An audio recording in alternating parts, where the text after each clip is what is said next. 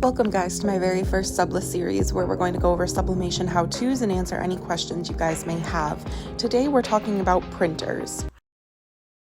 The first piece of equipment that you're going to need for sublimation is a sublimation printer. This one is the Epson EcoTank 2800.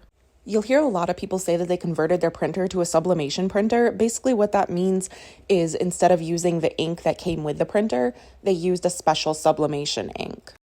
I definitely suggest starting with a brand new printer because if you try to convert a regular already used EcoTank printer over to sublimation, it may not work. There may be some issues with the ink and the quality of the prints. Now there's many brands of sublimation ink, but the kind that I use is called Printer's Jack. I read a bunch of really good reviews on it on Amazon, so that's the one that I chose to stick with, plus it was within my budget. It's $17 for the 4 bottles, and you get 100 milliliters in each bottle, which that lasted me a year. And I print pretty consistently almost every day. So in the box, you're going to get the 4 bottles of ink plus 4 syringes that you use to draw up the ink to put into the printer. And this is where you load in the ink. There's black, yellow, magenta, and cyan. You just match the ink colors with the corresponding label.